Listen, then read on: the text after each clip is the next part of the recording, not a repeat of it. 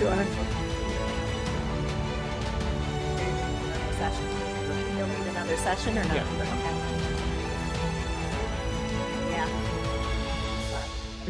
Yeah. It wets the whistle.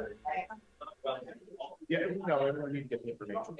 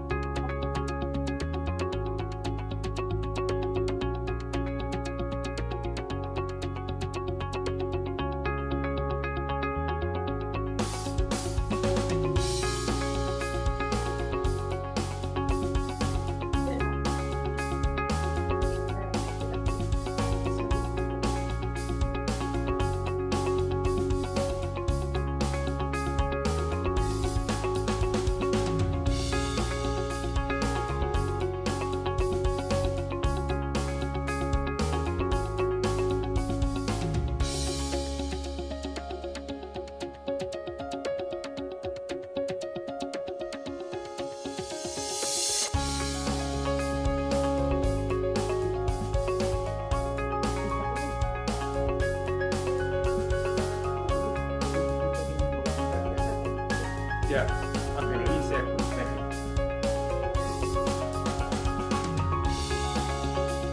All right, good evening, everybody. Welcome to the Recording in February progress. 26th meeting of the Newton School Committee.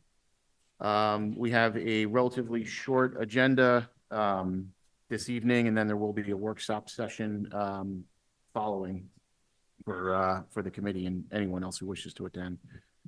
We'll start tonight with public comment. We have 4 folks signed up for public comment. I don't believe we have anyone signed up to give comment virtually.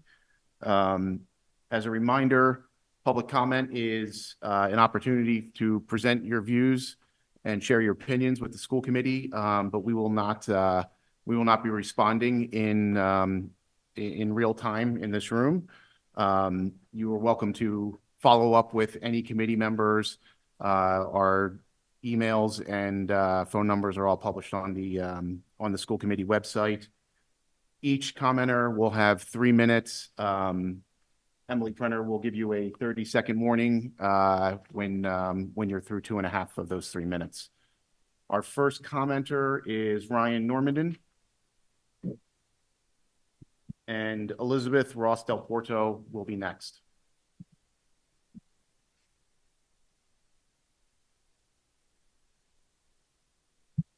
Ryan Normandin, Boston. I've heard a lot of folks say they'd like to go back to normal, back to the supposedly rosier days before the strike. I don't, because to my memory, those days were not so rosy. They were days where my students and my colleagues weren't getting the supports they needed.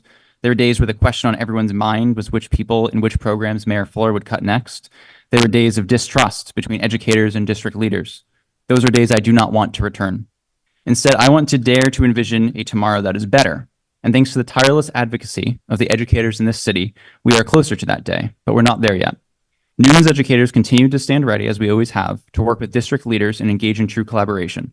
But in order to fulfill that vision, we need partners who are willing to do more than say they want the same. Because every time I tune in to watch Anna Nolan and Chris Bretsky run a community forum, it hurts. Maybe they're working for the larger community, but I have 6 different chat threads of educators watching these forums that express how painful it is every time the 2 of you do one of your presentations. When you get up and you say that you offered us the 2 extra school days on the calendar in return for a professional development day and we rejected it, that hurts because we told you we would accept that and then you took it off the table. When you get up and tell the community that your communications were accurate, that you weren't fighting the battle on social media, that hurts. Because we all saw with our own eyes that awful biased propaganda that was posted onto the official district Facebook and Instagram, which were eventually rightfully removed. When you get up and take credit for things you fought against, like the ability of our children to attend NPS without discrimination, that hurts. Because it's dishonest. Trust is built on honesty, not the words that you think people want to hear. I don't want to rehash every argument from the last 16 months, but the same person who told the public that we wanted more prep time to go to yoga classes is now telling the public that he's always respected us and communicated respectfully. How do you think that is going to make educators feel? Like you're being honest? In the spirit of wanting nothing more than to have a positive collaborative relationship, please take this feedback. Consider that all of you, but especially you, Anna and Chris, need to make a sharp turn with your rhetoric and your actions. And it's not a hard change. You simply have to tell the truth. Because right now, what Newton educators are seeing from your public forums are indeed a return to what was normal for this district. And that is a huge problem. Please work with us to move forward instead of dragging us back. Thank you. Thank you. The next commenter will be Elizabeth Ross Del Porto, and followed by Bruce Hedison and Sue Cohen. Elizabeth Ross Del Porto, Watertown. I got my timer too, Emily. Hello, I'm a second grade teacher, Newton South mom, NTA member, and member of the negotiations team. But first, a bit about my dad. He was a teacher, principal, book salesman, and World War II veteran. One of the most overarching values he passed on to me is the importance of honesty. Growing up, I could make just about any mistake once, but I had better be truthful about it. Dr. Nolan, you expressed in a recent email your desire to move forward in a healing way. We share that goal. I'd like to address tonight a stumbling block that's in the way, and it's dishonesty. One of the most frustrating things about negotiations and beyond for me was the frequency with which the mayor and school committee pushed out information that was misleading at best, dishonest at worst. Some of these were easy to combat with truth. For example, claims that educators banged on the door and pushed their way past City Hall staff. Our members had dozens of iPhones recording what actually happened, so it wasn't hard to establish the truth. Other claims are thornier to disentangle. One such is in a slide that the school committee presented publicly, stating that almost the entirety, quote, almost the entirety of the $49 million of COLA increases was included in the NPS COLA offer made on December 18th, end quote. The inference here is clear. You're implying the strike was not necessary and yielded few gains, but here are some facts that belie that claim. Details about our final contract that we won after we went on strike. 10 extra daily minutes for Unit C, a move back of our step date, more fair and modern parental leave, more flexible FMLA, salaried assistant athletic directors, details about adding mental health supports, and the formation of joint labor management committees. As to the suggestion that the COLAs were virtually the same on 12-18 and 2-2, 12% over 4 years is not the same as 8% over 3 years. And while it was never just about the money, another false claim on your part, telling the full truth about how and where the COLAs landed and what they were and weren't attached to matters. In closing, I'd like to address your repetitive claim that somehow this whole thing was just part of an MTA agenda. The implication being that the incredible, talented, dedicated Newton professionals are somehow just dupes for them. I wonder if you can appreciate how patronizing and infantilizing that is. It was Newton educators who attended focus groups in fall 2022 to answer the questions, what's happening in your buildings? What do your students need? What do you need to do your job to the best of your ability? It was 98% of Newton educators who voted that enough was enough. We are the ones that know our schools and students best. There's a reason for the term truth and reconciliation. We are ready, eager, hungry to get back to normal, and we are watching and listening very closely. Moving forward in a healing way will require reconciliation, but first, truth. Your next comment is Bruce Hedison and Sue Cohen, followed by Enrique Rosero.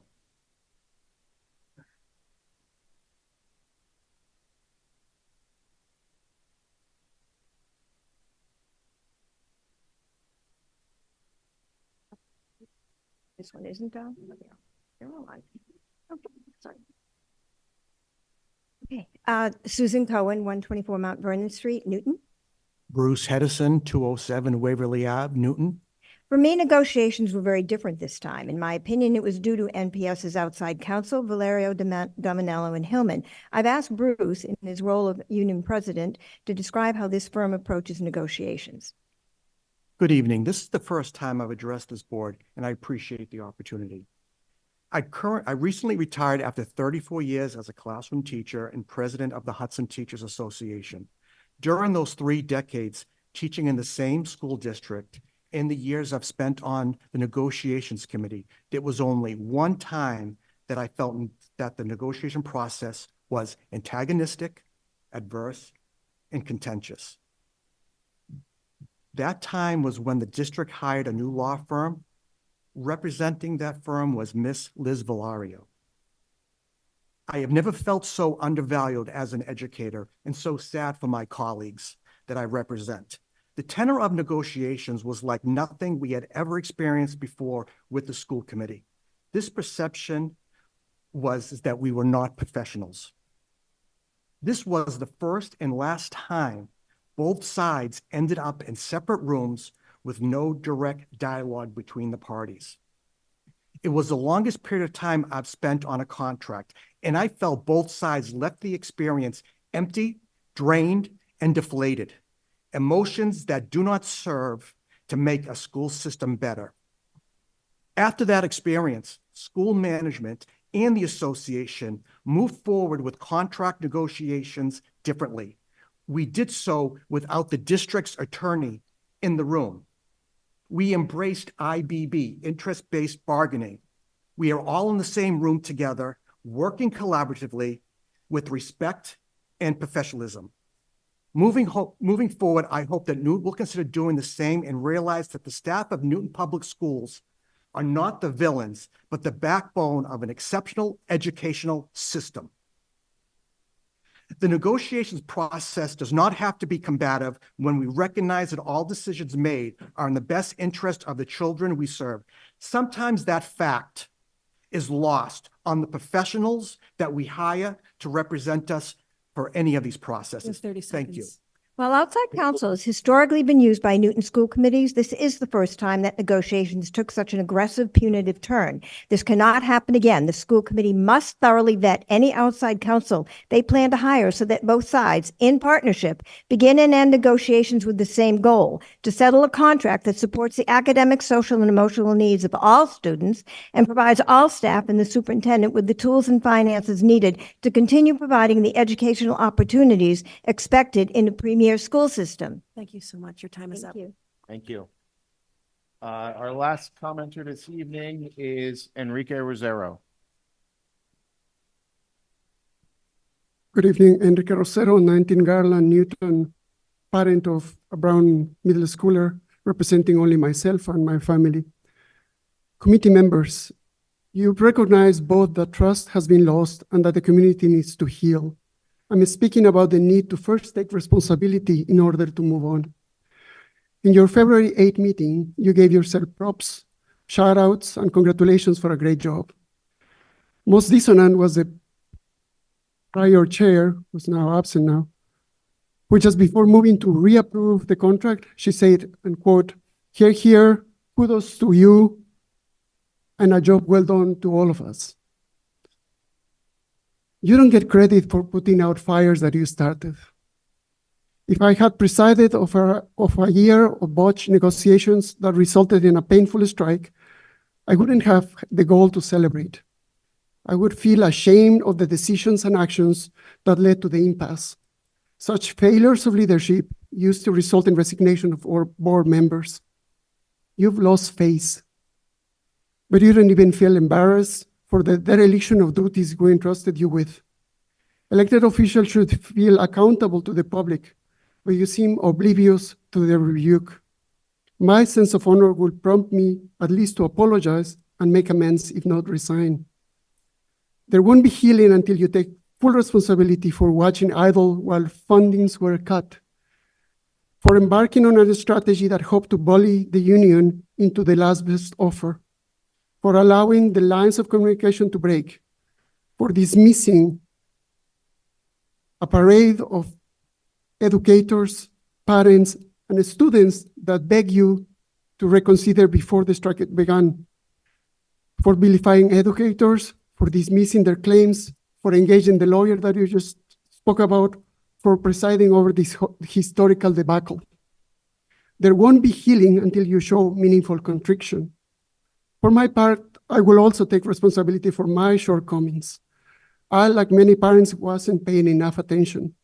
I apparently elected enemies of public education, and antagonist to unions, to positions where they could do real damage. I didn't do my homework, and I failed to hold you accountable. Not anymore. Thank you. Thank you. I believe that is all our public commenters for this evening. We will move on to our superintendent report.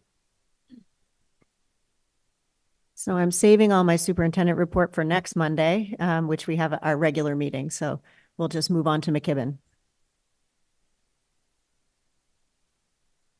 All right, thank you. We do have a consent agenda. My apologies. Yep, no problem. We have 3 items on the consent agenda. We have the meeting minutes from February 1st, February 8th. There is a 1-day request for a liquor license for Zervis, and we have a grants memo. Is there anything any member would like to remove from the consent agenda? Okay. I don't see anybody. Do we have a motion to accept the consent agenda? I move that we accept the consent agenda. Okay, moved by Emily. Is there a second? I second. Okay. And we'll take a roll call vote. Ward 1. Yes. Ward 2, yes. Ward 3? Yes. Ward 4? Absent, yep. Ward 5? Yes. Ward 6? Yes. Ward 7, not here. Yes. Oh, Ward 7 is here, sorry. Ward 8? Yes. And Mayor Fuller. Yes. Okay, that is 8-0 with 1 absent. Consent agenda is accepted. We'll move on to our discussion item of the McKibben demographic study and presentation.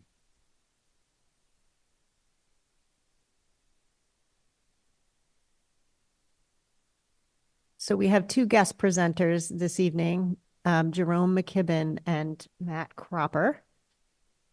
Welcome to you both. Thank you very much. And thank you for the opportunity to present to you tonight. Can you guys hear me okay? It's a little bit low. If you can pump up your volume a hair, I think you can serve us well.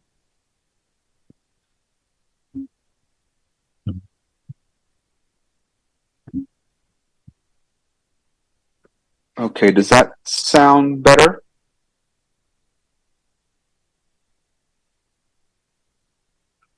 Somewhat. Sort of. Okay. I will do my best to speak loudly and clearly. If you can't hear me, please just let me know, okay? Will do. But thank you for the opportunity to present to you tonight. My name is Matthew Cropper with Cropper GIS Consulting, and I'm here with Dr. McKibben from McKibben Demographic Research. I'm just giving a little bit of an intro on us, and I'm going to pass it to Dr. McKibben to talk about the methodology and the process. But just before we get into there, just a little bit of background of us. We are Cropper GIS. We are educational planners, K-12 planners. We do this kind of work all across the United States.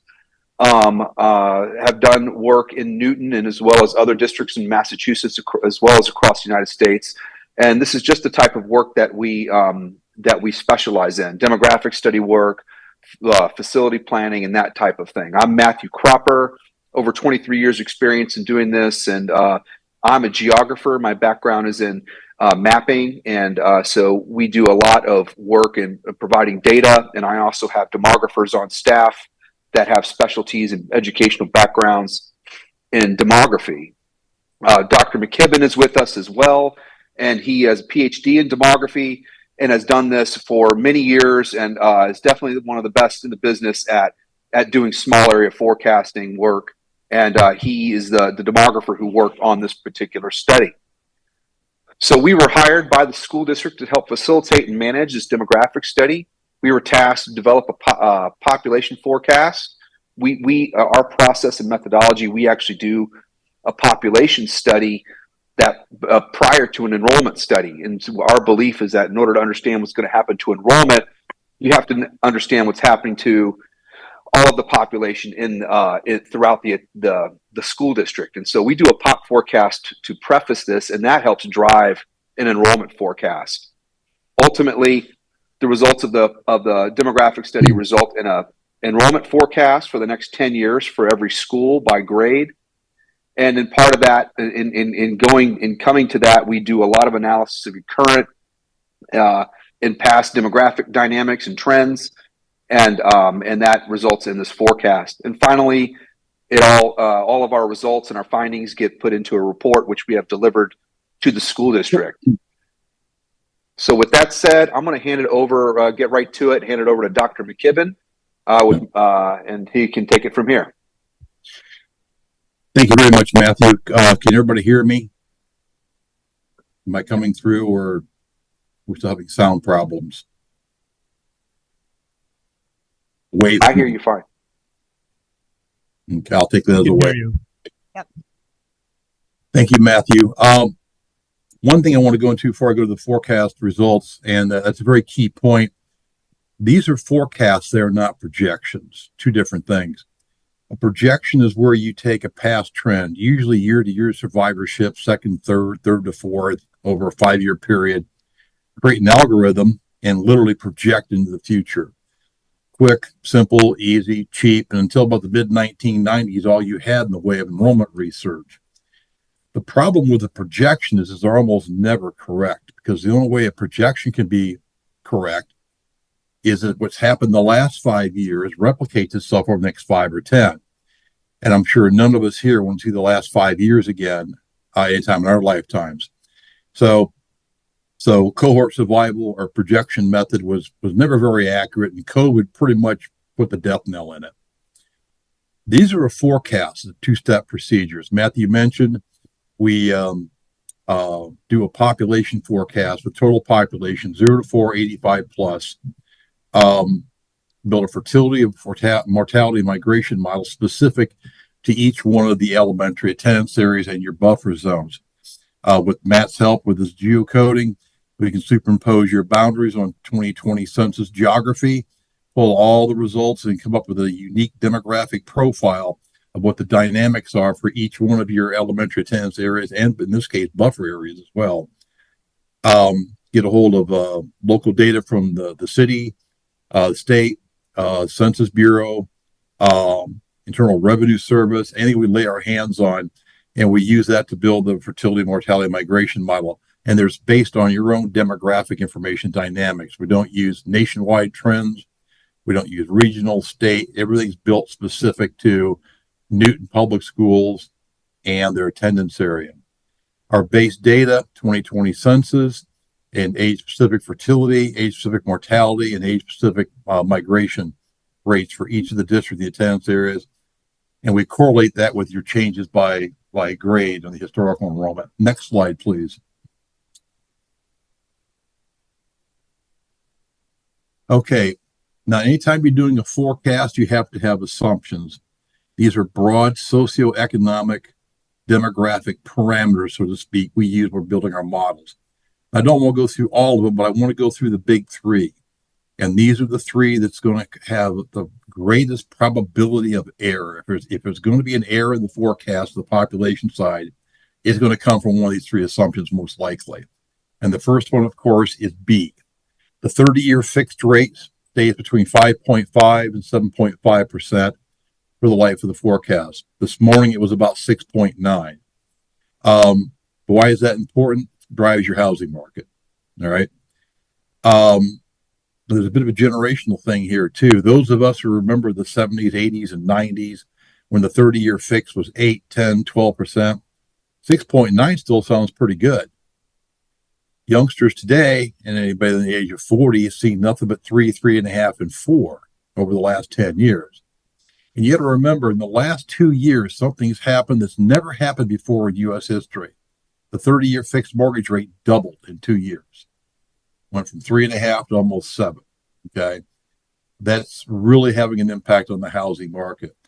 On top of that, you've got people in starter homes that's had mortgages for 5, 6 years, sitting at 3, 3.5. If they want to get a move up home, they're looking at 6.5, 7, 7.5%. So it's kind of stalling that market. So now Jerome Powell's given indications he's taking his foot off the gas, but not quite. He's going to start stepping on the brake. So I wouldn't look for rates be coming down that fast. And I don't think we're going to get below 5.5 anytime in the near future. They were artificially low last decade. I can't see them going below 5.5 again. The other two are on the next slide. And that is, we assume, I think they're on the next slide, maybe someone after that. Go one more, Matt. Yes. Q and R. We assume the district will have an average of 60 single-family new housing units, that includes apartments, per year over the next 10 years. The district added about 500 housing units last decade. So we're kind of assuming you're going to maintain that growth rate. Again, that's also apartments and single-family attached homes. More importantly, though, the district will have 1,100 existing home sales per year. Right now, this morning on Zillow, you have 105. It won't start picking up until April because most people with kids move between April and August. This is the number that most concerns me because if you talk to any realtor right now, they'll tell you the supply of existing homes in the market, not just in Newton, not just in New England, all over the country, is at a 20, 30, 40-year low. Because one thing that didn't change coming out of COVID is the elderly stopped moving and they haven't started back up again. So, little concerned that you're going to make that 1,100 this year. It'll be close. You'll need to have a strong summer season to do that. Just about made it last year. Had kind of that little pre-COVID, but again, this is where I think the interest rates are really going to have a major impact on it. Next slide, please. Collecting again data sources from school district, town of Newton, and the U.S. Census Bureau finally last May released all the results from the 2020 census. They had released the redistricting file the year before. It only had 7 variables in it. We now have all the data available when we started the analysis for this project. Next slide. Okay, it's population pyramids. The number one predictive variable for future population enrollment growth or change. It's not fertility, it's not mortality, it's not even migration. It's age structure. How is your population distributed across the life course? This shows you the brackets we look at. 0 to 4, that's your preschool. 5 to 9 is roughly elementary, 10 to 14 is middle, 15, 19 is high school. 20 to 34 we refer to as family formation ages. 80% of all births occur to women between the ages of 20 and 34 years old. When you see changes in the number of births in an area from year to year, it's not so much change in the birth rate, but changes in the number of women in prime childbearing age. Now, in our analysis, what we do is we pull group quarters, college age population out because they move in, they move out, they really don't add anything to it. And if you include them in there, it kind of drives an area's total fertility rate through the floor. 35 to 54 are the ages where most people have kids in school. There are exceptions to that. I was one of them. I was a first-time father at 40. But when you have public board meetings, the vast majority of your parents in the audience are going to be between the ages of 35 and 54. 55 and 69 are referred to as the empty nest households. And this is where it gets confusing for people. You got the Smith family down the road, been living there for 20 years. But 10 years ago, there was mom, dad, and 2 kids there. Household size was 4. But now 10 years later, kids have grown up, graduated high school, went off to college, didn't come back. Same house, same owner, but instead of 4 people per household, you now have 2. And this is a dominant factor throughout a lot of the country the last 10 years. And then 70 and over, it will call the turnover ages. You see a slight uptick at 62, another one at 65, but most people don't downsize their homes to in their 70s. Break elderly migration into 2 categories. You've got young elderly, we call voluntary. These are the people, 2-person households, relatively wealthy, still intact. Those are the ones that, will go to South Carolina or Florida or Texas or Tennessee, wherever they're retiring to. Everybody notices them. That only makes up about 20% of elderly migration. The bulk of it is not until they're in their 70s. And it's not retirement that triggers downsizing. It's either the death of one of the spouses or they both lose the ability to drive. And that migration is more short distance, usually within 75 miles, particularly if the kids still live in the area. So if I know the percent of homeowners or the number of homeowners in the area and the age structure, that's a proxy version on how many homes are going to be turning over the next 10 years. So the next pyramid, this is Newton Public Schools for this town of Newton, city of Newton, actually, 2020 census. Now, the wide bar in the 20 and 24 and a little bit on the 15-19, that's reflecting the college students. If you pull those out, those bars are even smaller than the 10 to 14. But I want to draw two things to your attention. Notice that 0 to 4 bar is smaller than 5 to 9. If the district is left to their own demographic devices, no one moves in, no one moves out, your elementary enrollment will drop by about 500 students in the next 6 years. Why? Because the cohorts age coming in behind it are smaller. You'll also notice that there's a narrowness in the bars in the 20s and 30s. And that's because you don't come out of college and buy a house, you come out of college and rent an apartment. So, and over 2/3 of the housing units in Newton are owned or occupied, so that's your dominant trend. You'll notice that the largest adult populations are in their 50s. That was that empty nesting you had going on, particularly the last half of the last decade. That's why your enrollment peaked about 2017 and started dropping off, is because you had more and more households empty nesting. But notice on this pyramid, you've got a rather large bar in the 70 to 74s, and the number of residents aging into their 70s and into their 80s next 10 years is going to do nothing but go up.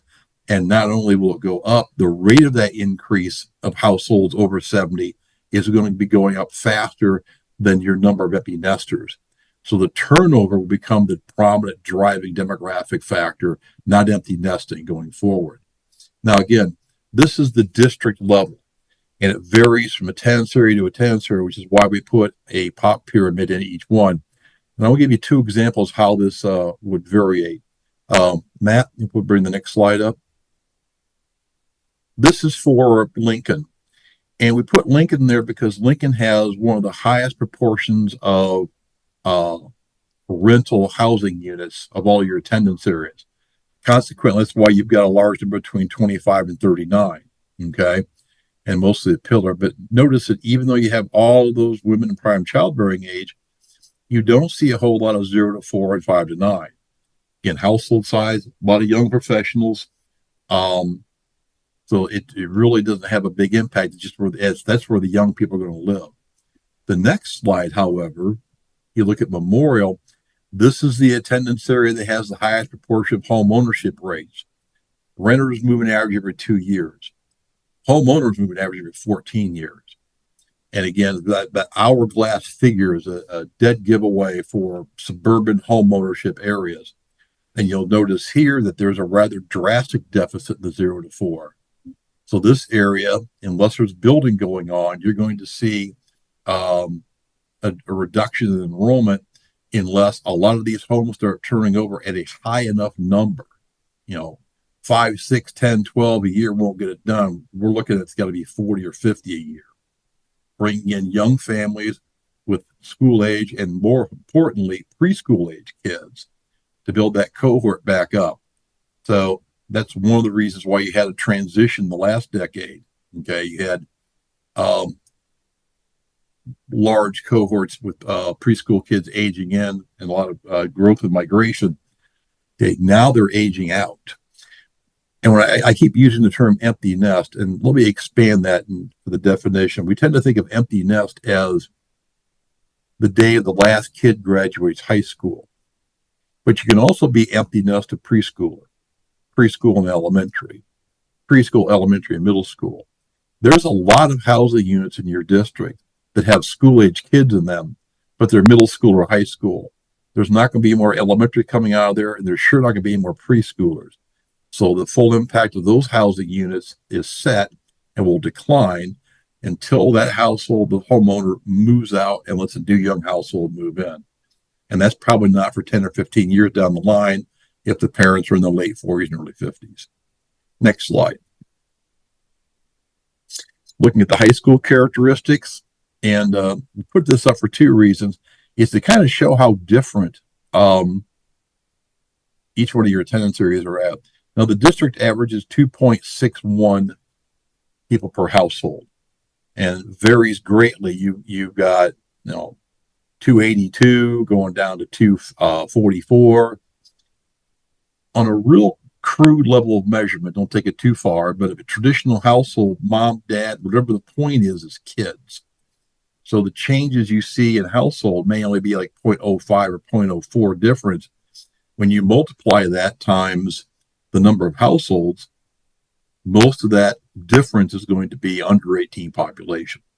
So, and again, you'll see a strong correlation here between higher household size in owner occupied and lower in apartments.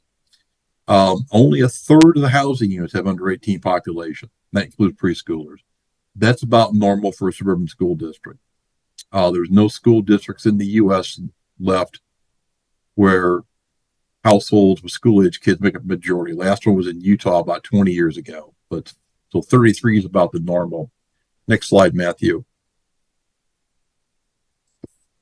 Householders 35-54. Again, these are the ones that are people who are going to have kids in school, about 36%. Well, the good news is about a third of your households are over 65. Okay. And again, that varies greatly.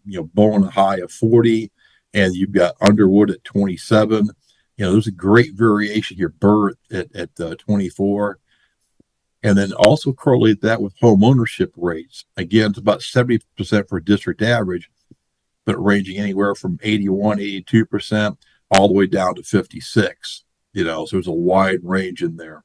Again, owners and renters, completely different dynamics. Renters tend to be younger, more mobile. Owners tend to be older and more stationary. Next slide. Single person households, about a quarter. That's pretty consistent over the last 10 years. Single and over 65, that's about 13% and going up. And again, this is a good proxy measurement of householders that probably are going to be moving and downsizing over the next 10 years, and how that's going to be distributed across the different attendance areas. Next slide. Now, this is my favorite data from 2020 census. This is the single year of age. And you really, you do two things with this. One, you can see how big your deficit is. In 2020, the 5-year-olds, that's your kindergartners. 6-year-old is first grade, 7 is second, 8 is third. Go forward 3 years, the 2-year-olds are now 5 years old. That's your kindergarten. 3 years are now first grade, 4 are second, 5 are third. And the bottom, you can see the relative size of each of the cohorts. Notice how in the 2020 census, your 6 and 7-year-olds were over 1,000. Your under 1 and 1-year-olds are below 700. That tells us how much in-migration is going to have to come in, bringing preschoolers with us just to break even. Okay. And that's a pretty sizable deficit. And there's a lot of suburban school districts going through this right now that's come to Newton stage in the life course. The other thing we can do with this is we can look at relative cohort changes. And what we want to do is a good example here would be, say, Burr. The 5-year-olds are 81, then it drops to 68, then it pops back up to 91, then it goes down to 57. Okay. So when those 3-year-olds enter kindergarten, we're up, 23 students, it's growth, it's a migration. We go, well, maybe not. Maybe it's a big cohort coming through. And by doing this, we can filter out variations in the data and not correlate that with, housing and other migration variables we have. So, yeah, you should have gone up 23 students that year. You should go down the next year because the cohort size is coming in and out. So you're taking the variance, the noise out of the data if you're not building systematic error into your forecast. At the district level, on the next slide, you can see we calculate something called the market share. Now, the numbers in red are your first grade enrollment for that year. And so for 2020, you had 819 first graders. That was 79.1% of the census count. The variations, other educational options, private, charter, homeschool, virtual, things like that. Now, 2020 is the depths of COVID. Everybody's numbers were below at that point. But if you go up the next year, the 837, they're now second graders. 355 is now third graders. 783 is now fourth graders. If the percentage goes up, that's either in migration or return from the non-public options. Okay. If it goes down, it's either out migration or using other options. The kindergarten, you'll notice that starts at 67% in 2020, 80.5% in 21, 88.7, 93.7 this last year. So you're getting close. So you can see there's a distinct in-migration flow bringing preschool age kids with them. The problem is you're only up to 702, whereas 3 years ago you're over 800. So yes, in migration, rather strong in migration for that matter, but not enough to make up that deficit. And you've got two even smaller cohorts coming in the next 2 years. So, this market share is, very, very useful for measuring how much in migration you've got coming in, a return from the non-publics, and what's the size of the cohort you'll be using as a base. A lot of people fixate on birth. Birth just establishes your cohort size. 40% of all kids change households from the time they're born to the time they enter school. So migration is actually the main variable here that you need to look at, measure the magnitude and the flow. Next slide. Population forecast results. This is for the district. Each one of the attendance areas has their own population forecast. There's two ways to read this. You can follow an age cohort over time, 5 to 9, roughly your elementary enrollment, 52-17, 46-70, 45-90, 48-10, 49-30, or follow an age cohort through time. 0 to 4 and 20 is 5 to 9 and 25, 10 to 14 in 30, 15 to 19 and 35, and so on. In the bottom are the components of change. The 5-year births, deaths, natural increase, net migration, okay, and the change. You'll notice the births go down slightly, not due to a drop in birth rate, but due to a drop in number of women in prime childbearing age. The deaths go up, okay, not because of COVID or disease, just an aging baby boom.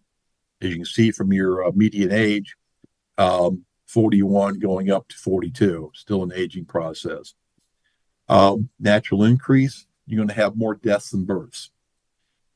Even before COVID, we already had 4 states and 800 counties with more deaths than births. Went really wild during COVID. Now we're back to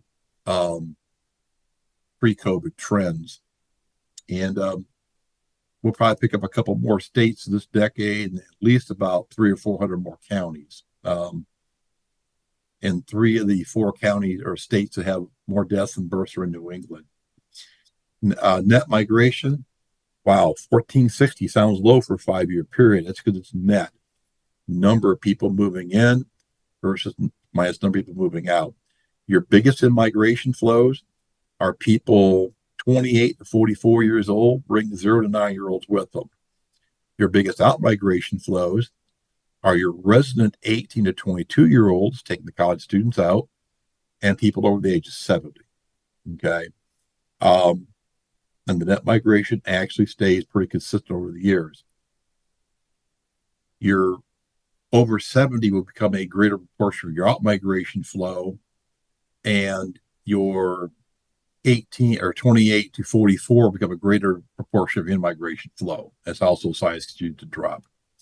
Next slide. The enrollment forecast. Okay. Now, the analogy I use here is a bucket of water. Okay. If I've got a bucket of water, I'm pouring water in the top, and there's a hole in the bottom. As long as I'm pouring in faster than it's going out the bottom, level will go up.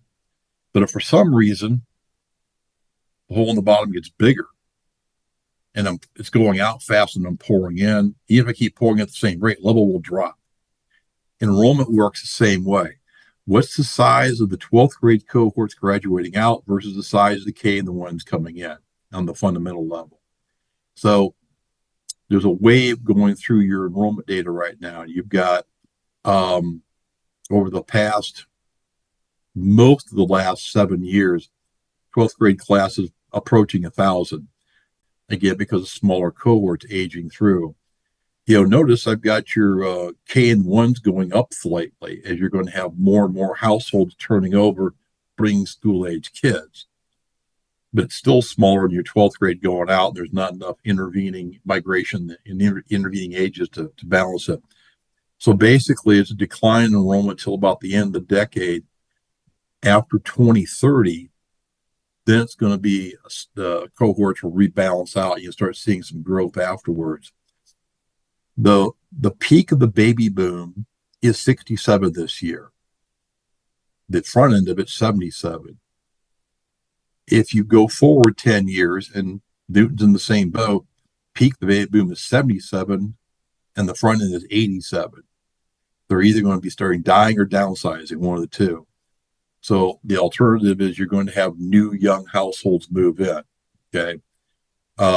Now, probably their household sizes and the number of kids per household won't be as great as the generation before, undoubtedly, but you're going to see housing units that you didn't have kids come out of for 20 years, 30 years, now start producing school-age kids as that population turns over. And that's why you're seeing that, and you'll see that first at the elementary level. That'll actually start about 2027, and it'll then work its way through your grade system. Probably won't see it in the high school till beyond these forecast series. I did that in 30 minutes, which is pretty good for me.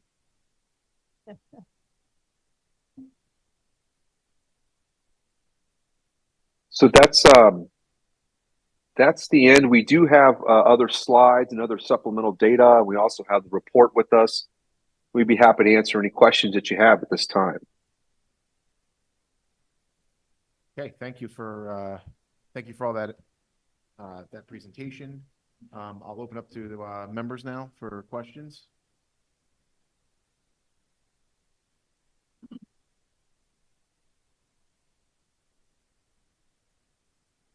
Rajiv, please go ahead. Thank you, Dr. McKibben. This was very helpful, and I have a couple of questions. One is, when you looked at the housing units in Newton, how easy or difficult was it to include in your forecast the shifting of the types of housing units? What we are seeing in many parts of Newton is the replacement of older single-family homes with multifamily townhomes, and this is happening across the board, and separate from larger growth in terms of actual units of more than 12, 15, 30 families.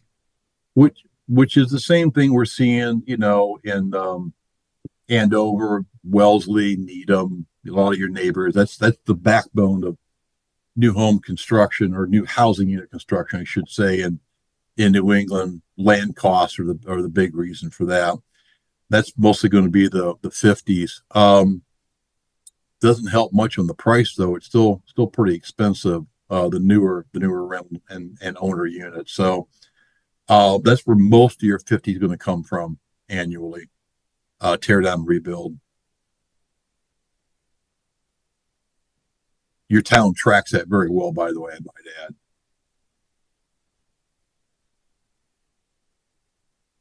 I had one more, but go ahead. In terms of the forecasts, and I fully understand your distinction between a forecast and something predictive. What kind of potential error ranges do you have, or does that not really factor in? Plus or minus 2% the district level for the life of the forecast. Great. Thank you. That's not cumulative, that's per year. And I should also add to that that's why we base a set of assumptions that for the study, where there are a lot of non-demographic things or things that are demographic that we are assuming are going to maintain or be within certain ranges. Usually, if we start to deviate from that 2% threshold, plus or minus 2% for any year, the first thing we do is go back and revisit the assumptions and look at what assumptions would have been violated, because these forecasts, holding those assumptions constant, are what you can expect your enrollment to do. But very often those assumptions do get violated or fluctuated over time. And if there is any type of error or any of those get violated, that's the first place that we look and see, what has changed. That's a good point, Matthew. And to go back to my point on the existing housing market, I'll be the first person to tell you, if you only have 900, 850 existing home sales this year, I'm going to be too high. Conversely, if you have a lot of elderly out there thinking, well, wow, the housing market's going to be better than this is as good as it's going to get, I'm sitting on a ton of equity, let's cash in and get out, and you see 1,400 homes in the market, I'm going to be too low. So I'm going to go back and do as Matt said, the evaluations on this next year. That's the first number I'm going to look at, is what did your existing home sales do last year? Because that drives your migration and it drives the age structure. So if we're beyond that too, even if we're only 1% or 0.5% off, I want to see how that correlation's holding up there. And I think a lot of it's going to dictate by what Jerome Powell does with the interest rates. If he starts dropping them in March and drops them 5 times, I'm probably going to be too low. If he doesn't, drops it 3 times, it's a quarter point and doesn't start until like September after the home buying season, I'm probably going to be too high. So I tell people, I'm a demographer, not a soothsayer. If I could actually see the future, I wouldn't be doing this for a living, so. Paul, I believe you have your hand up. Thanks, Chris. First, guys, would you mind stopping the screen share so that we can see better online? Thanks. I was looking at your assumptions. By the way, it was a great presentation and really helpful, so thank you. Thank you. I was looking at your assumption F on page 7. All currently planned, platted, approved, and permitted housing developments are built out and completed by 2032. Mm-hmm. Speculative new home construction plans are not included. I thought we had specifically asked you to consider the effect of the change in zoning coming out of the MBTA Communities Act that the City Council was approving, which, as I recall, and Mayor Fuller, you know this as well as anybody, I think that permitted under the new zoning something like, was it 8,000 new units along the MBTA corridors in the city. So they're not evenly spread, but the city planning department actually has those lots designated for multi-unit housing. Clearly they're not permitted yet, but they're envisioned.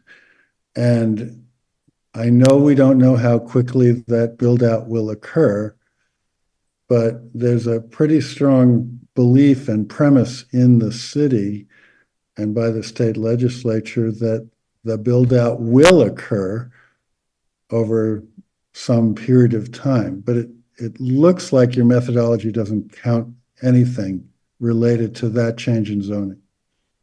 No, for a host of reasons. One, if an 8,000 housing unit, and that was, I heard the number bandied around for Newton.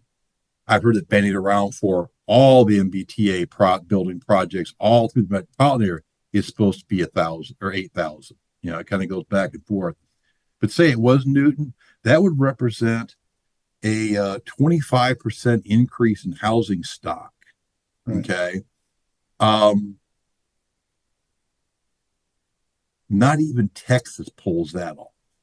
I mean, where they're building to beat the band, it's such an unrealistic assumption that it would be like, I would put it on par with paying off the national debt by the end of the decade. That probability of that happening. So, it's still in the planning stages. It's so what if that it would be absolutely useless to include in your planning going forward. I mean, no grounds being broken, no plans are set. There's no idea how big are these. Are they going to be apartments? Are they going to be townhomes? Are they going to be 1 bedroom, 2 bedroom studio focused towards young professionals or families? How many are going to be 3 bedrooms? And Matt's yield analysis can show you the studio 1 bedroom don't yield you much anything for enrollment, you know. So it may boost up your population, but again, our main focus here is looking at school enrollment. Conversely, having said that, over the next 10 years of this study, you should have about 11,000 housing units turning over, and that's going to have a much, much bigger impact on your population enrollment change than a speculative $8,000 MBTA project. When they're actually going to do something and they got some parameters for it, then you should go back and study it. But until then, it's just pie in the sky. And I've seen, and from what I've seen from all the other areas I've done in Boston area, this whole MBTA projects all over the district, they're going to have to depopulate Boston to put people in all these apartments they're talking about, because everybody thinks that they're going to just clean up on this. I just can't see it, you know. So no, I put them in there because it's just I'm more worried about the 11,000 housing units turning over. That's a third of your housing units are going to turn over in the next 10 years because of an aging population. Much bigger impact than anything they're going to build. Okay, thanks. Paul, Mayor Fuller.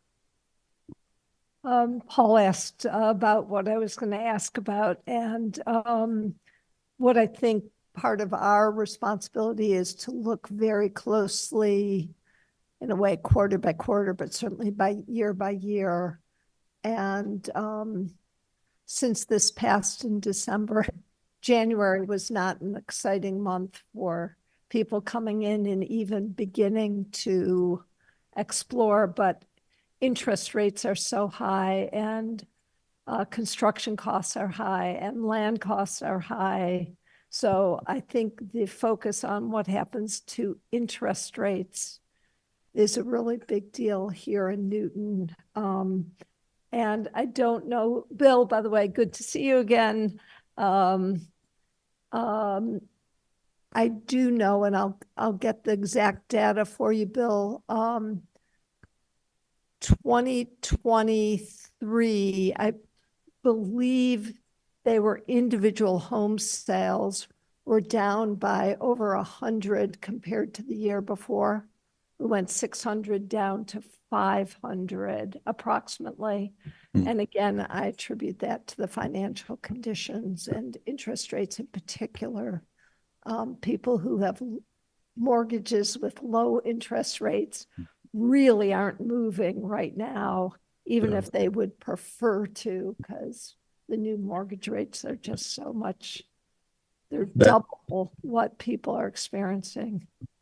If they were That's an excellent point, ma'am. There was a piece on Bloomberg a couple months ago. They looked at the 200 largest metropolitan areas in the country, which is basically every micropolitan area in the country, looked at their new and existing home sales in 2023 and compared to 2019. And only 8 of those 200 was it back up in the 2019 levels. And most places are running about 20 to 25% below. And all the ones in New England were in that category. And again, it's supply. You know, it's just this, and any realtor will tell you, it's just the supply out there is horrible right now. And and I've built a home in Massachusetts. I know what it takes to get them built in that state. But you know, the existing housing market is 90% of your housing market. Okay. That's going to be the driver. And it's going to be the main driver going forward with the aging of your population. All those people that moved out into Newton, late 80s, 90s, into 2000s, are all empty nesters now. And a lot of them are going to be downsizing between now and 2033. Thank you.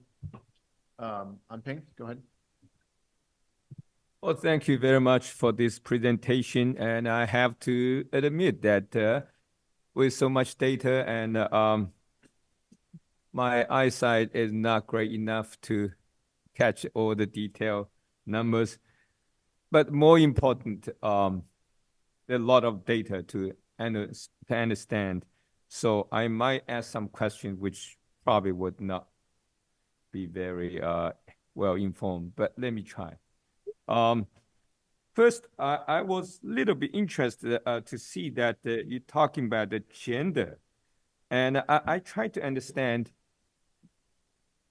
the gender. Does gender have any impact on the student enrollment? You know, probably our assumption is, you know, male, female, 50 to 50, 49 to 51. But, you know, first few slides, you show the gender difference. I'm just wondering, educate me regarding anything special about gender here, especially about Newton compared with other towns or something. I should be, you know, informed. It looks different because, again, presence of a educational institute, which is about more female, more co-eds and males. So I kind of, but again, that's it's almost a state population, because the reason why I quit teaching college was the only person aging on campus was me.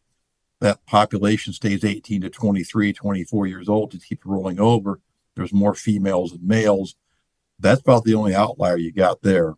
Everything else is pretty much like a traditional inner ring Boston suburb.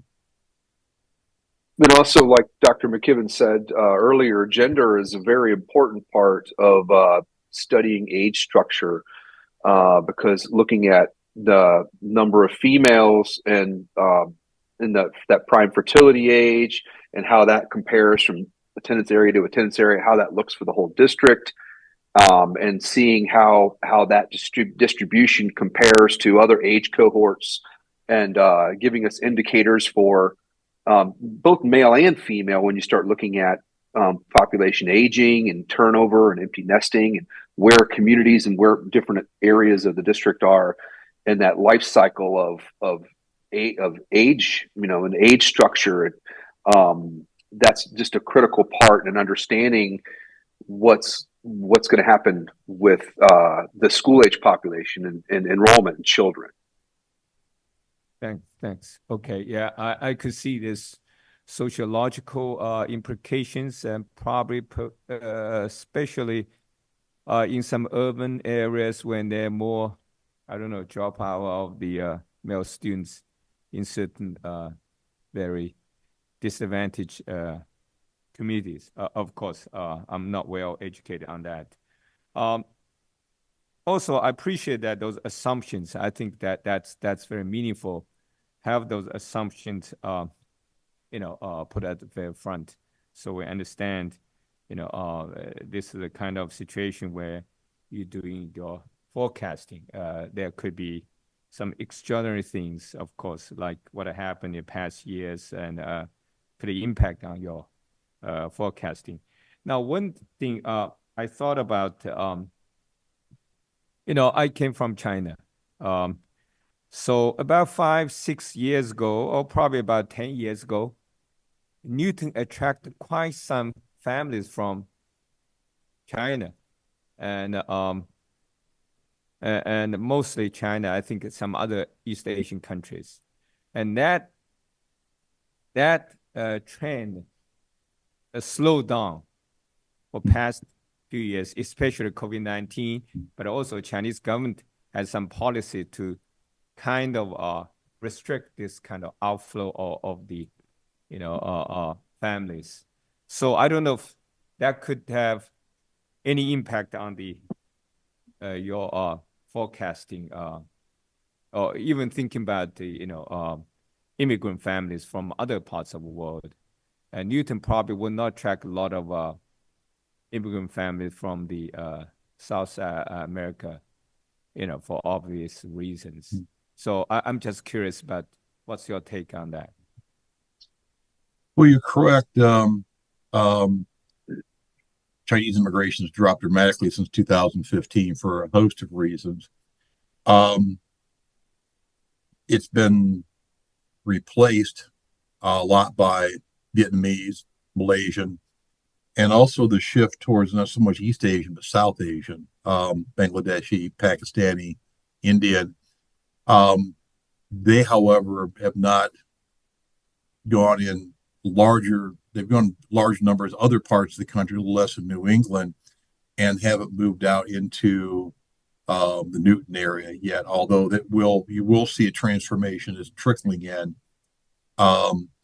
So the actual total flow from both East and South Asia, which, by the way, is the largest in migration flow in the United States, has been for quite some time, will diminish. It's become much more varied now. And so it used to be, think of the tip of the spear was the Chinese migration. Well, now it's many more different cultures, languages. You'll probably see in your English second language classes and all that.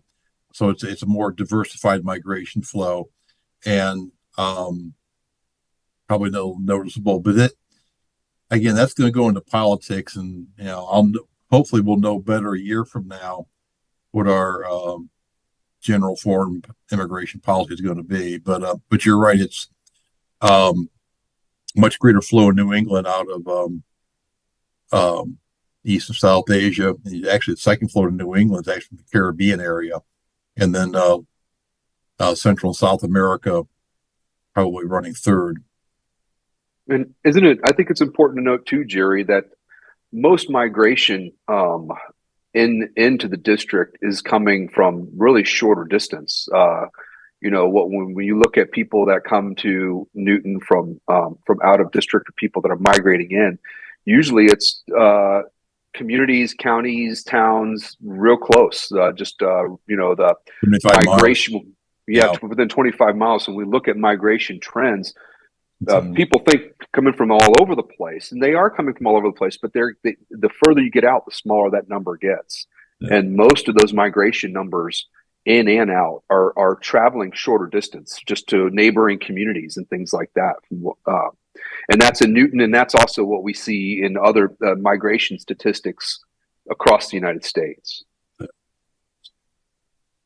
Yeah, and I can't think of an area of the country where even half of the migration in is from more than 75 miles away. Okay. IRS data backs that up too. I might have one or two quick questions, but I could wait or why don't we see who else? Emily?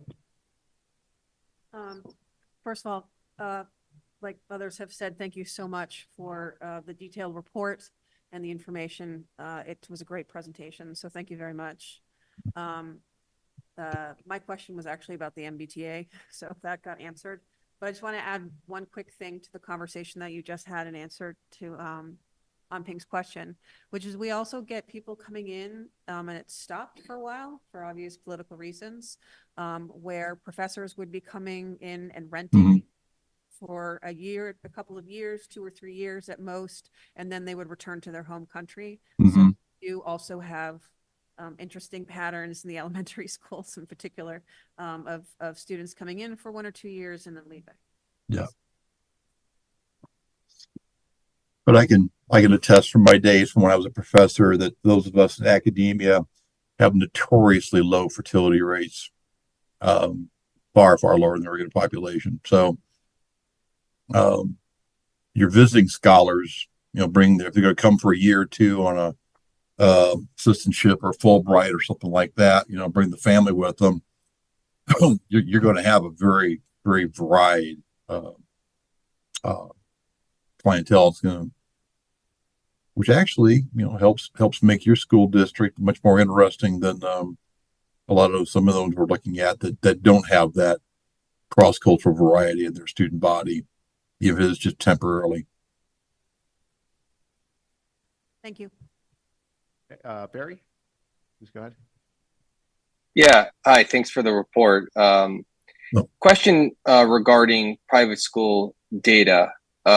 Two questions. One, if you looking at it in terms of Newton comparing to other similar towns, do you see anything different? And then two to that, if you did see something different or it's relevant to what you presented, is it worth looking at private school data by school or ward in seeing where it might be higher or lower? Newton, like everybody else saw, we call it non-public options. You look at private now. Right. Massachusetts has one of the largest private school systems in the country, but you've also got charters, you've got homeschool, you have virtual. All of those went up during COVID, okay, all over, and they've come down. None of them in the areas I've seen have come down to pre-COVID levels. Homeschool still a point or two higher. Charter is still a point or two higher. Private's more receptive to economic things because of tuition. It's come down almost pre-COVID levels. 23 was about what 19 was. The wild card out there is virtual, which was, I like to say, virtually nothing pre-COVID because no one had the infrastructure for it. Now everybody does. And some people actually like, virtual. It's never going to go down to zero again. Okay. So that's why we look at the market shares, everybody's market share number, even with the return from the non-public schools, is not back up to where it was pre-COVID because some stayed out and then virtual's in there as well. So the thing about the privates, though, is, as I mentioned earlier, it's much more affected by economic. If we go to a recession, you're going to see some of those privates come back because they just can't afford the tuition. And that's why you also see kids come back in high school because private high school tuition is almost like paying for college, So there's a lot of variations in there we look at. So I really don't think it's worth that much unless one's opening up or more importantly, one's expanding. Okay. Again, they can expand, but they're assuming they got enough people who can pay the tuition to get in there. And it's not cheap. Okay. Thank you. Yep. Thank you, Barry. I think everyone's had a chance. We'll come back if anyone has any follow-up questions, but I have a couple. So as I was thinking about this, and there's sort of two use cases for this report and this data, and one is the relatively short term over the next coming years and thinking about what enrollment's going to look like 5 or 10 years down the road. But then we're also, as a committee, thinking hard about, what is our footprint of schools supposed to look like and how is that supposed to be managed? And, that extends far beyond the 10 years of the study. And, we've got buildings that are 100 years old and still in use today. And from that perspective, I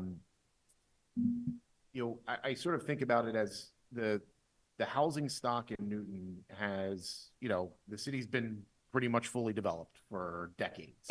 I think the population hit the, mid 80s or 90,000 folks sometime in like the 60s or something, and it's kind of held in that range since. And to the extent we've got this housing stock of, single family homes, mostly, 4 bedrooms plus, it seems to me those houses are going to be filled with families. And the cycle that you've described of, you move in, you have kids, and you know, you become an empty nester and then you downsize and you sell it to a new family. That seems like a cyclical thing that should perpetuate itself, you know, as far as the eye can see. So I guess the couple things that I can think that would disrupt that are larger scale changes of, you know, household sizes just shrinking or rising, people having more or less kids on average. The timing of when that purchase would occur, which I largely think of as attributable to, you know, how expensive is that house. And, you know, I think housing in Newton has gotten more expensive relative to incomes, you know, in recent years and, you know, probably recent decades. And then that private school participation rate that Barry talked about, which could be a, you know, a longer term trend. So am I kind of thinking about this correctly over the longer term as we think about, you know, what is the capacity of our school system that we need in our you know, which is relatively fixed for long periods of time, that, you know, changes are going to be more cyclical than, you know, likely structural. And are those the longer term variables that would influence that, or is there other things that we, you know, that would have a real impact there?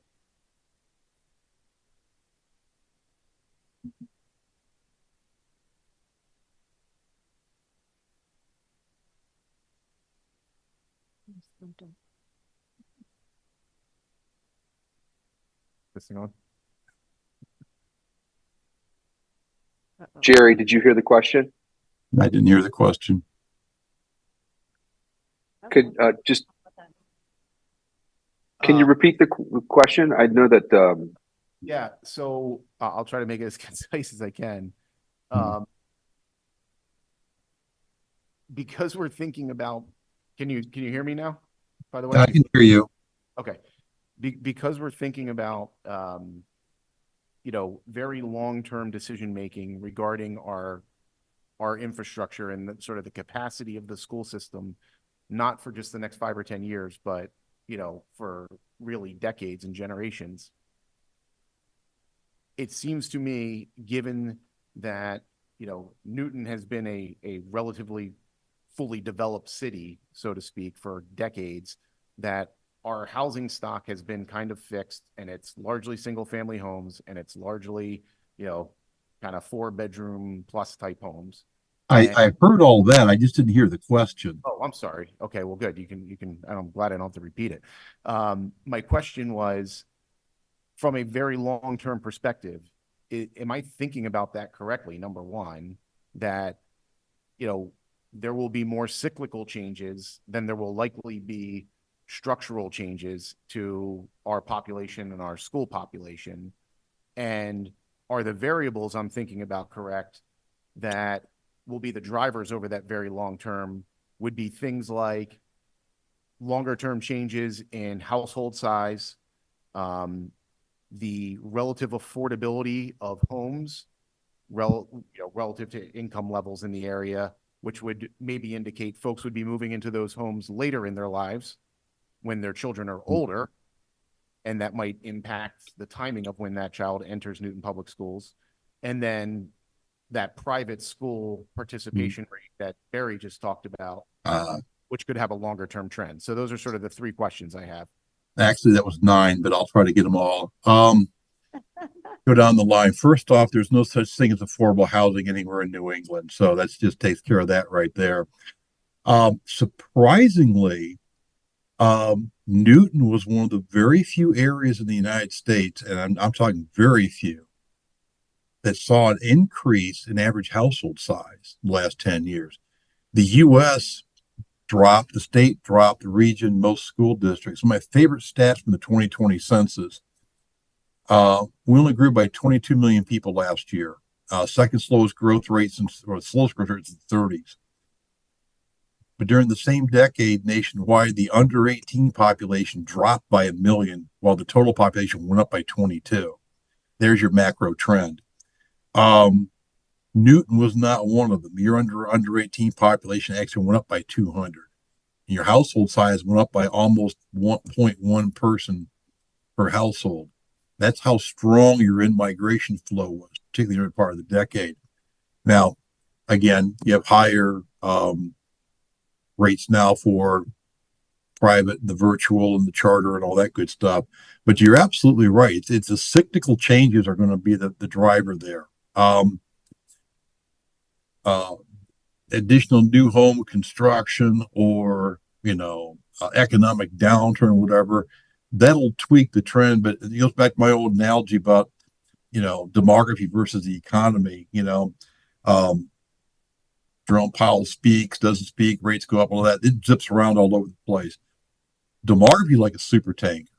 Once you start spinning the wheel, you start turning.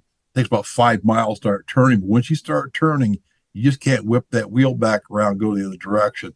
So we call demographic inertia. And for the last, even before COVID, it was empty nesting that was going to be the main driver through almost a decade. And that's going to then shifting to elderly housing turnover, particularly beyond 2028, 29. And the pace of magnitude of that's going to be how far you're going to swing back in the other direction. And these are massive demographic trends. And it takes a lot to change on a demographic trend. And I think it's also important to note that if you look at the forecast, you can see that there is decline in the next 10 years at middle and high school.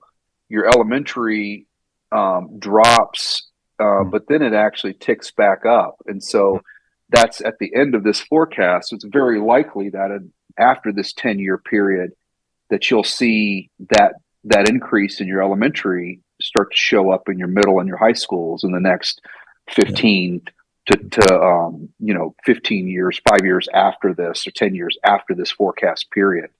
And you have to, and I didn't want to bring this up because like toot my own horn, I'm going to do it anyway. We did the last study back in 2017, and you had just had 12 consecutive years of enrollment growth.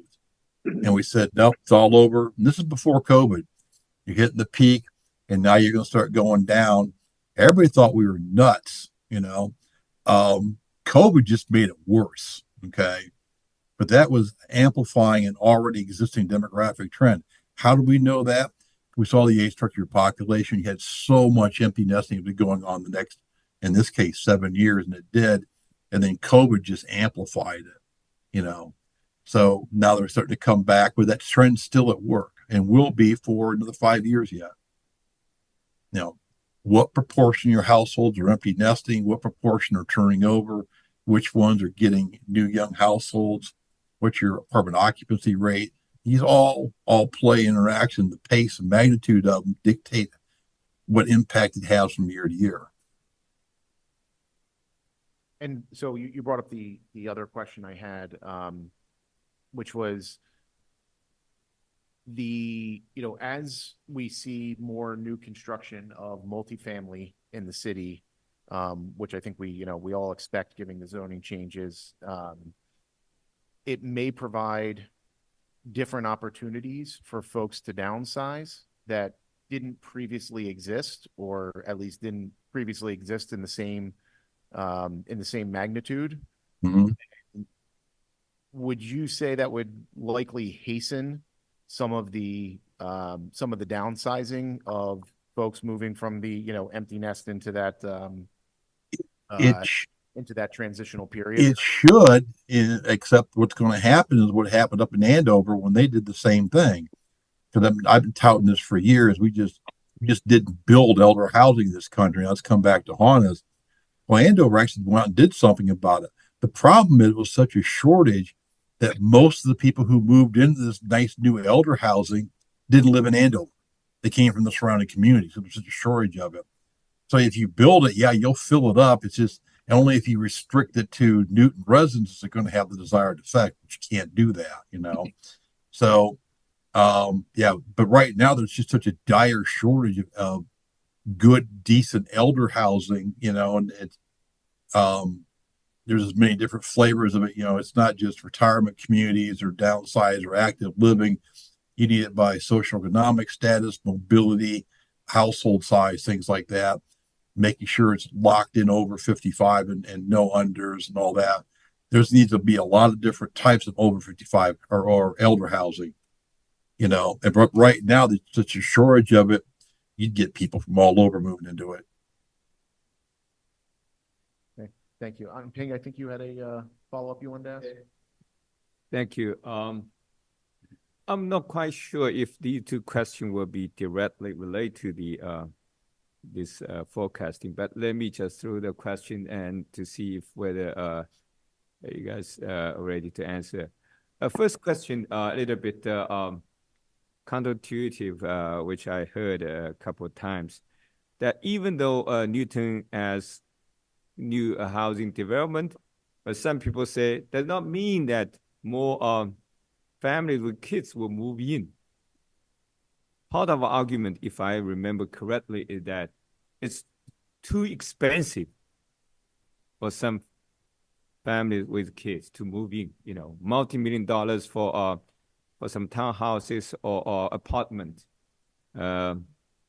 So in that sense, even though you might use the new development, you know, permits number to factor into the forecasting, but does not mean that would translate to the enrollment impact. I don't know if you. That's a good point, because most apartments, no matter what their price point is on them, even size, are going to have more preschoolers and school-age kids. There's two numbers there. There's kids per household and there's school-age kids per household. Owner-occupied tend to be, those numbers are very close together. Most people don't drop $800,000 on a house, say, hey, it's another kid. But apartments, we call those family formation areas. That's where you start your family at.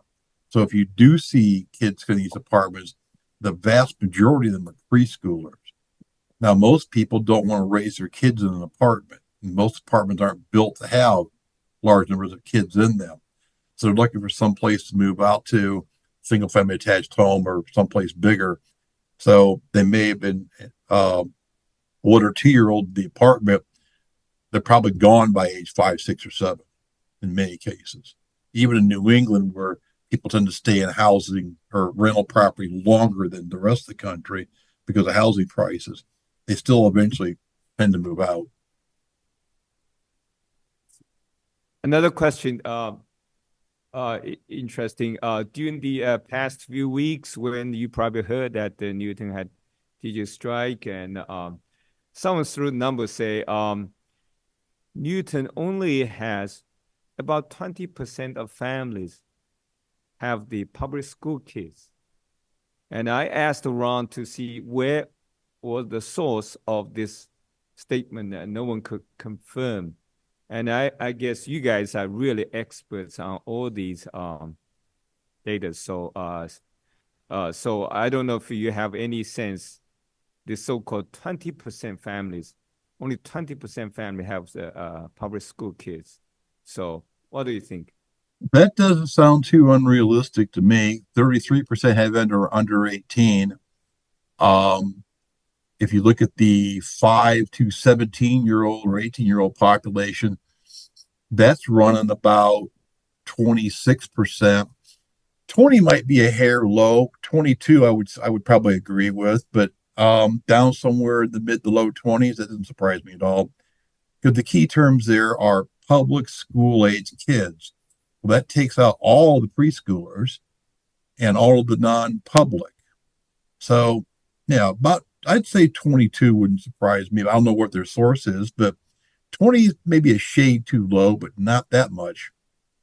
You know, the Census Bureau tells us that 34% of your total population has children, or households have population under 18 living in them. So, you know, you look at 33, 34%, and then from there you factor the public to private participation rates.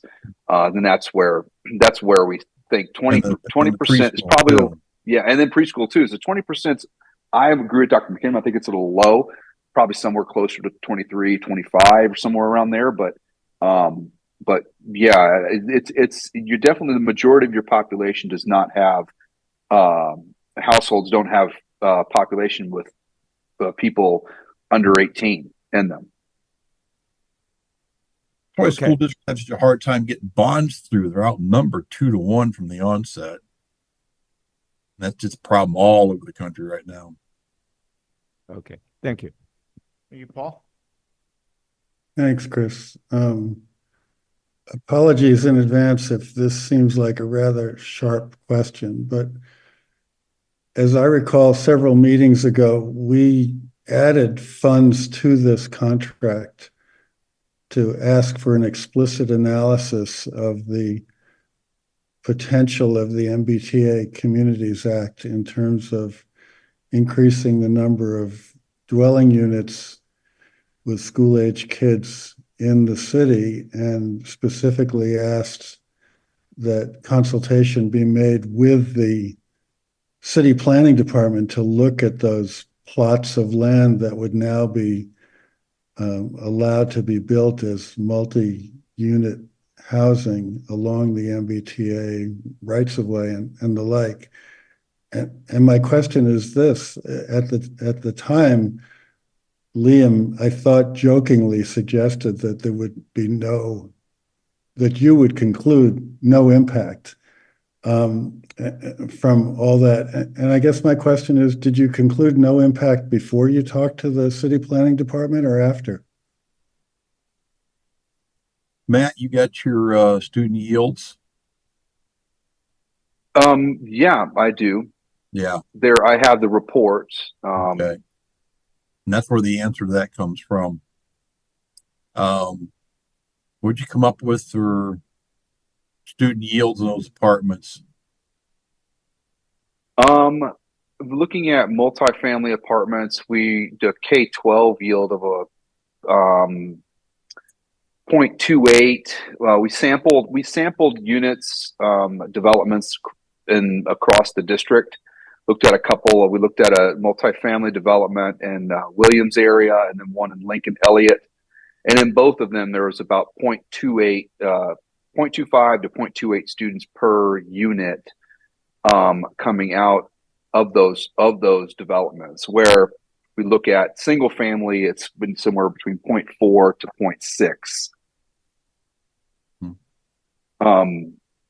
But I know that that may not answer your question, and we didn't have any preconceived notion prior to doing the study. It was, a lot of it is looking at home sales activity and what you have done and what has occurred historically, and also what's planned. And we feel like it's part of our job as demographers to give you a forecast that we feel is reliable and accurate. And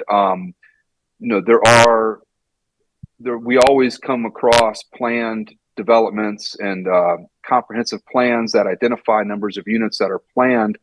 But if we were to incorporate all of those and do a forecast that assumed that you would have, say, 8,000 units built over a span of time, then our numbers would just end up, we feel that they would be unreliable and inaccurate and way too high, just because we don't really feel like your local economy and the district and the housing stock can sustain. There's not a demand for an increase in housing units to that number. And so we just don't really feel like there's data to support the likelihood of that happening. And there was two things here that was problematic when Matt gave those numbers back to me on that. And this is where it comes in with the forecast. So number one, we don't have a price point on these new constructions. So we have no idea. Personally, I think it's going to be higher than the ones we sampled. So I think the yield's going to be lower. There's a great rule in demography. You can have money, you have kids, can't have both. As apartment rent and home price goes up, household size goes down. So I even thought the 0.2 was a little generous on that. But then again, we don't have a parameter to gauge it against. Okay. But let's take the 8,000 number. Okay. Even at 0.2, 8,000, that would be 1,600 kids. Oh my God, we're going to be overrun by that. There is no way in God's green earth they're going to bring 8,000 housing units on in 1 year. They're not going to bring it on in 5 years. They're going to bring it on in 10 years. So if you cut that, say it's a 10-year build out, you're looking at 160 kids. Okay. Well, are they all going to be preschool age? Are they going to be school age? They're not. It's so speculative. There's so many unknown parameters out there. It's just something throughout this 8,000 number. We're going to get overrun. But you're right. It's not going to have an impact on it. And there's still pipe fields out there from 2008 where we had this big building boom that was never going to end, even in New England. It's made me skeptical when I hear big numbers thrown out. I've never seen one come to fruition yet. So the answer to your question is, yeah, we looked at that, and even in the worst case scenario, it's not going to have that much impact because I'm convinced that if you do have kids, they're going to be preschoolers, and two, it's going to be built out such a long timeline that's not going to have that much impact on it. Well, I'm sure we could have long discussions about this. Probably could. But assuming, I'm not quibbling at all with the uncertainty around it, but to take the uncertainty around it and then to impose zero impact in the forecast because of the uncertainty, especially when the plot seems to be introducing a potential error in those localized forecasts for those school attendance areas, and that a way to handle that would be to offer some kind of sensitivity analysis with regard to those MBTA Community Act plots of land, so that we could see if it does make a difference. But it seems to me, in essence, you're just asserting that it's not going to make a difference, and therefore you count it as zero. And the problem I have with that, besides the methodological problem, is we've just been through a really intense debate in this city about whether that zoning overlay should actually occur or not, with tremendous interest on the part of the mayor and the city council, and a very strong belief in this community that over some period of time, 5, 10, 15, 20 years, that will change some of the demographic patterns in the city. And it seems to me you're just, the implication of your analysis is to dismiss that, when members of the public and members of our elected bodies truly believe that it will matter. I can't help what your public officials believe. I strongly suggest you go up to Andover, where they built the 400 units, and were convinced 7 years ago, they were just get overrun by kids. We told them no, and they were shocked when they did. Same thing in Wellesley, the new building in Needham. What this district needs to be concerned about is the 10,000 existing housing units going to turn over the next 10 years. That's your driver, okay? I know 8,000 MBTA sounds all sexy, and that's going to get everybody excited about it. If you can build all 8,000 of them, if you don't have those housing units turn over, you're almost going to drop, okay? That's the real driver, okay? Because existing home sales always wins out over new housing construction every single time, has for 50 years, okay? And I can guarantee you those houses that turn over single family detached are going to have a bigger yield than anything they put up around the train tracks, because it could be young professional commuters, and you're going to get a low yield out of it. I beat this horse enough, Chris. Okay. Well, what Bill did is to provide us with a guideline, for example, that we can use.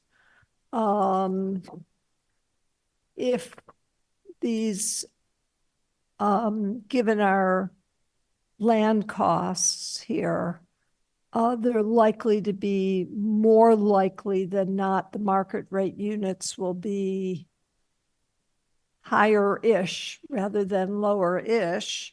If one can say if 1,000 units got built, use the 0.2, and over what time period. If 2,000 got built over a certain time period, it's easy to take these rules of thumb and Bill's professional experience is that they will get built slowly over time.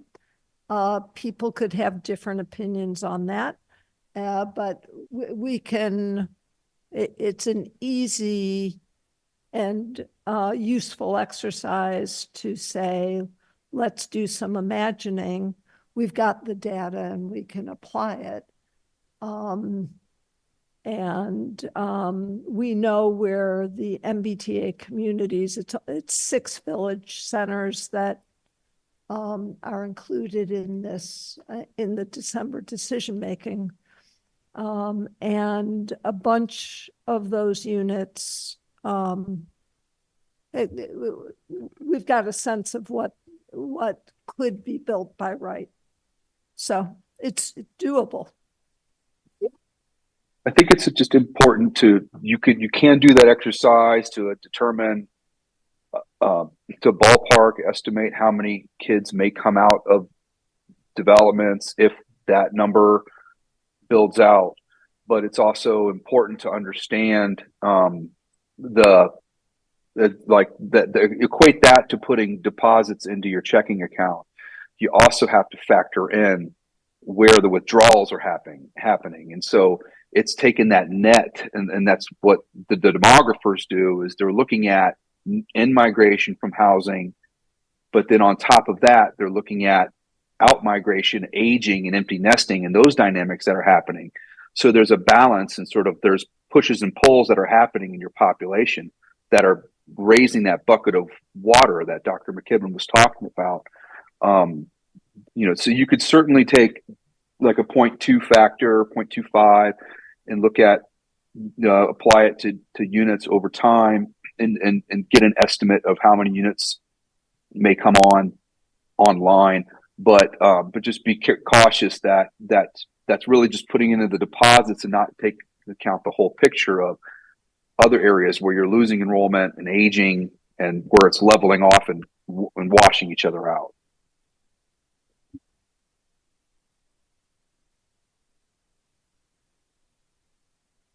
Okay, thank you. Any other questions from members? All right. And can I just add one thing? Yeah, please. Go ahead. Paul asked a specific question, and Matthew and Bill, if you could answer it. Were your answers influenced by the planning department at City Hall?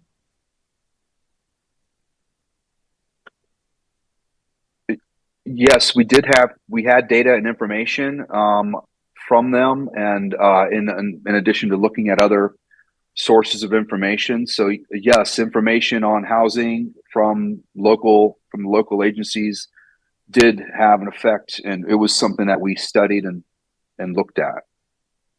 Oops. I've been using the wrong name the whole time. Sorry about that, by the way. Thank you. But they certainly gave you data, but did their opinions influence how you did your work? There's a concern, I think, perhaps by Paul, perhaps by others, that how you did your work was influenced by the points of view of our planners. We always do this in an objective manner without bias, and so we're very careful to collect information from the sources, the local planners and other agencies, but also to be mindful of what, as demographers, what we feel is likely going to happen. And so we don't really take opinions that sometimes districts like to send us prior studies from other people have done, and we don't like to even look at those because we focus on our study and our process. We take information into account and consideration, but we don't really take opinions. Like if somebody says, I really think that I think this is going to happen, and we like, that's why we like to focus really on things that are more certain, especially given that this is a 10-year forecast window. And so we're looking at really, relatively speaking, a short-term window on enrollment change. And so we like to rely on things that are more certain within our forecast period, and don't really take into account individual opinions or thoughts on where they think things are going to go as part of our study. Okay, thank you. All right, if there's no other questions, thank you very much, Matt and Dr. McKibben, for thoroughly answering all our questions here. And we will move on. Thank you. You guys have a good night. Thank you. Have a good night. All right, our final agenda item for this evening is discussion on non-aligned salaries. I think so. We did meet an executive session beforehand. I think the conclusion, and someone please tell me if you disagree, was that we need to have another discussion, which we will schedule in the next week or so. If anybody has any comments, we can take them, but otherwise we'll just table that. All right, great. Well, that then concludes the agenda items for this evening, and we will be meeting in a separate work session to discuss some of what we just heard from our demographers. Thank you, everybody. Have a good night.